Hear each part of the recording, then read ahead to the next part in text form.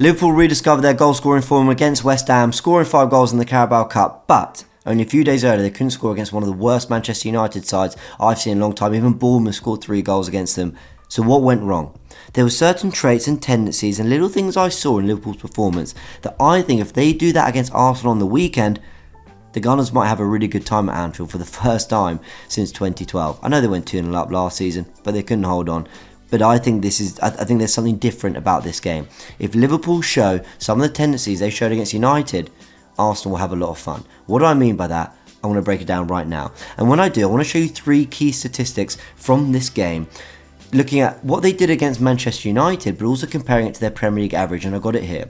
Let's look at how many crosses Liverpool attempted against Manchester United in the game, 35. The Premier League average for the season for this season alone is 19. So a massive, massive increase on their Premier League average across all other games. Long passes attempted 88 to their Premier League average of 74, and they attempted 15 shots from outside the box to their Premier League average of 7.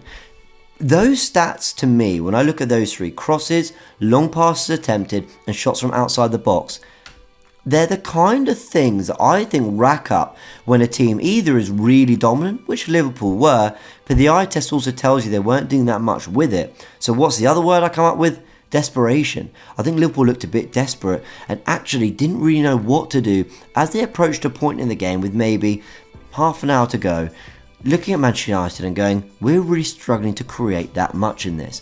Let's start by having a look at the actual shot map and showing you some of the chances they had. I'm just going to highlight them in yellow.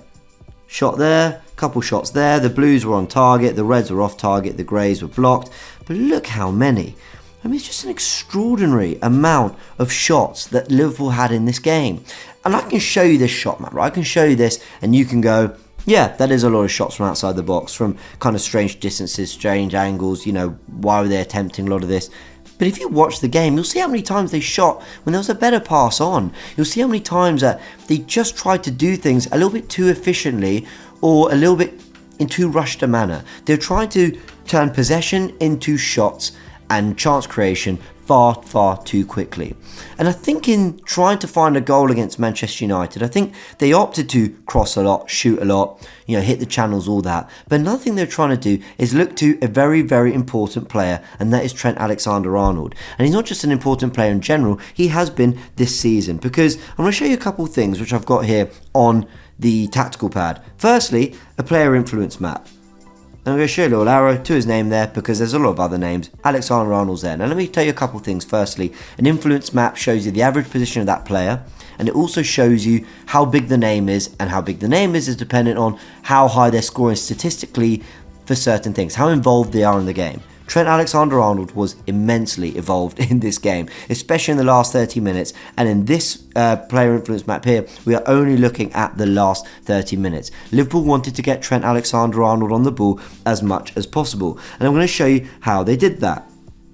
What we've got here is a 4-3-3 that Liverpool deployed. You got the back 4, you got Trent there, but Salah's been playing wider this season and towards the end of last season. Gravenberch getting forwards of Bosley, and Trent's been inverting and getting on the ball, so Konate sort of covers that space there. Now, he was hitting a lot of channel balls, and he wasn't just doing that from central midfield, he was doing that down here as well, trying to find balls into Darwin Núñez, coming inside a lot, trying to play, and generally being the quarterback for Liverpool. But they were so reliant on him that I even saw things like this. I saw him popping up into that central space there to receive the ball, trying to play passes, long passes, long raking passes, Steven Gerrard type passes, literally popping in between the centre backs saying, give it to me, I'll go central as deep as possible, just let me spray passes. But then the other thing I saw, which really showed you how much they wanted to get him in the game, they literally moved him in central midfield, took off 2 number 8s, so Bosley and Gravenberch came off the pitch, and they brought on Gomez just to have another right back so that Trent could come into midfield, and they brought on Gakpo and played him out wide so that Salah could go nearer to Núñez. They could play with more of a front 4, forget having 8s, just have 2 6s in Trent and Endo, and Trent will be the distributor up and down the pitch. I mean, they really did say, Trent, you're our saviour, and I get it. He saved them against Fulham with 2 massive goals, I mean, one was fantastic. I can't believe they gave us an own goal. Felt harsh, right? But the second one, very much his goal. Shots from outside the box. Again, something that's worked for Liverpool. Endo getting, big goal from outside the box as well. These were big moments. You can see why they were opting to resort to those kind of tactics.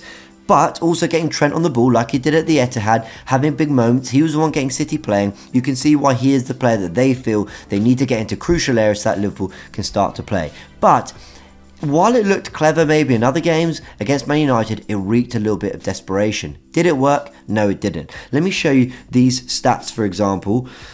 And I'm breaking down Liverpool's XG against Manchester United. So their highest XG value shot was 0.39. Now what that means is for all the shots they had, basically a 0.9 shot, because 1 is the highest, or I think 0.9 something is the highest value XG shot you can have. The higher means the more likely that shot was to go into the back of the net. 0.39 is a pretty low value chance. And their XG average for each shot was 0.06 when you divide their XG in total by the 34 shots they had. So yeah, they had a lot of shots, but how many of them were actually asking really good questions of Manchester United?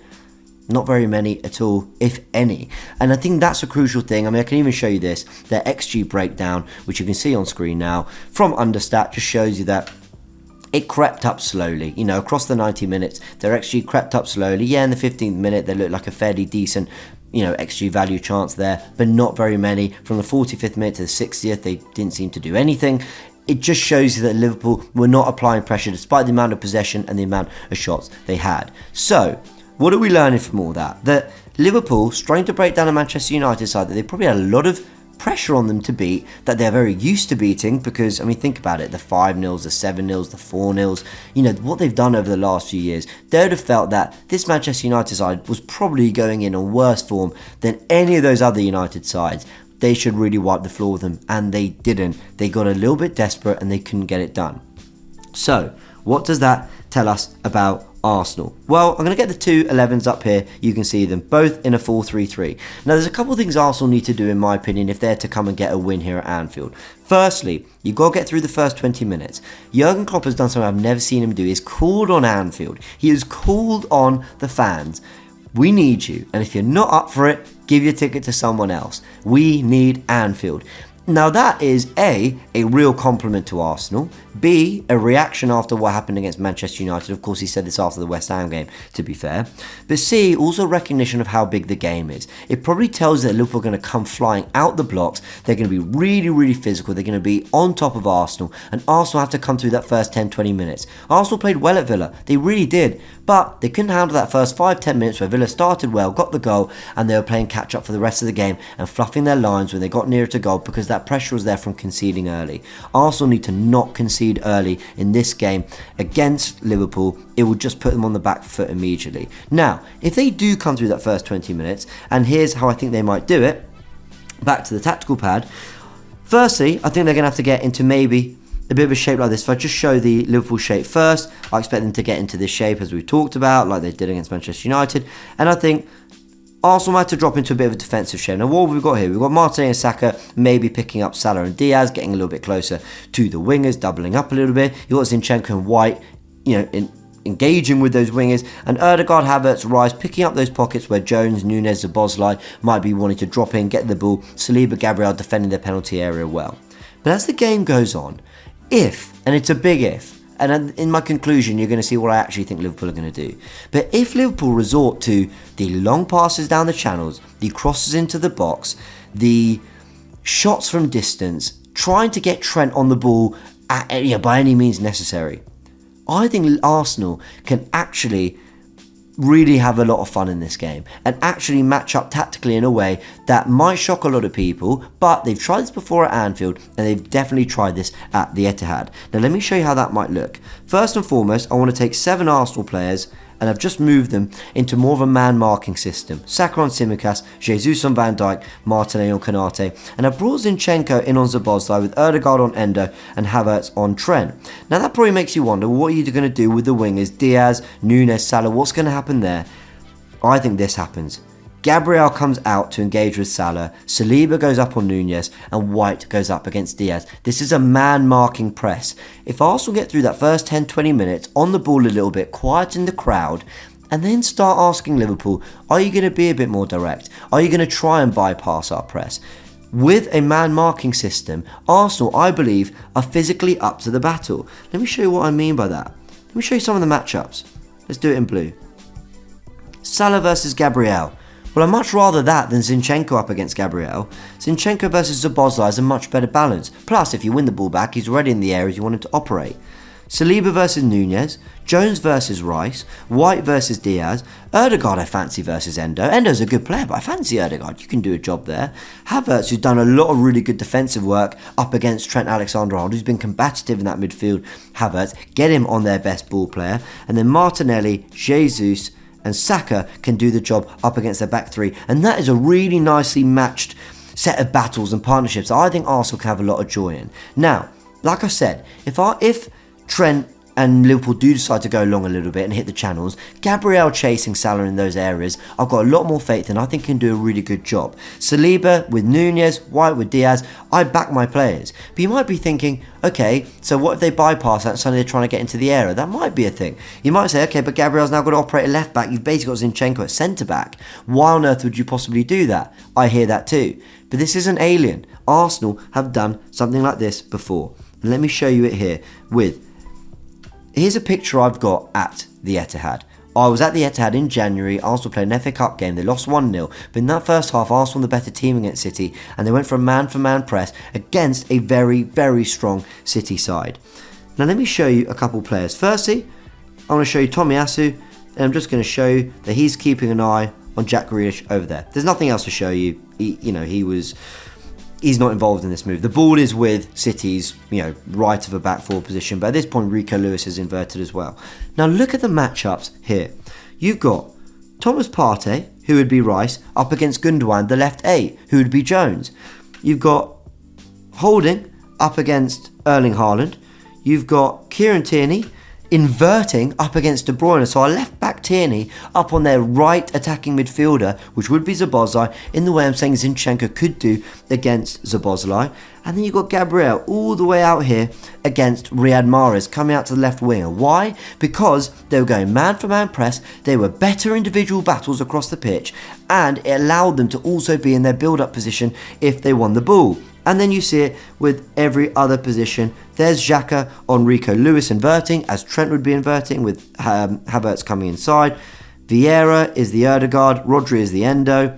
And then you've got every other player just keeping an eye. You've got Saka keeping an eye on Ake there.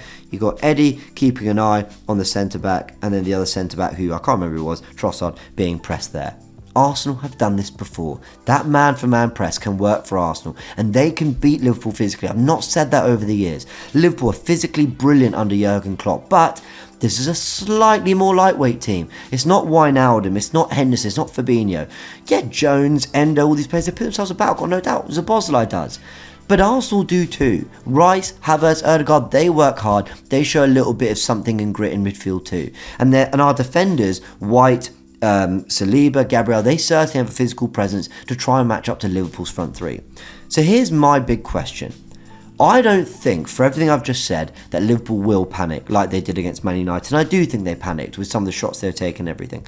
I don't think they will. I think they'll show more maturity. I think they'll show more patience. I don't think they'll have that feeling of we should be 3-0 up at half time, because I think they'll respect Arsenal and they'll know what kind of game they're in for. But if they do start to go a little bit more long ball, a little bit more direct, and Arsenal settle, I think Arsenal actually have the perfect system to try and nullify that and go, cool, United didn't hurt you on the counter, but we maybe can. And if you do invert Trent, and if you do try and hit those channels, we've got players that will deny you that, and we can play through you. And I think that is going to be really, really interesting from Arsenal's perspective. Are they going to take the game to Liverpool? I believe they probably will. Are they going to go man for man? And if they do, will Liverpool settle and play and have some joy? Or will they actually be torn apart by an Arsenal side that will have prepared for this and be physically and tactically ready to do so? Now, this is a big if. I'm not saying Liverpool have to win the game in the first 20 minutes. Don't misunderstand what I'm saying. I'm not saying that at all. Liverpool were 2-0 down last season against Arsenal and still scored 2 goals and probably should have won it. So no, Liverpool don't have to get this won in the first 20 minutes.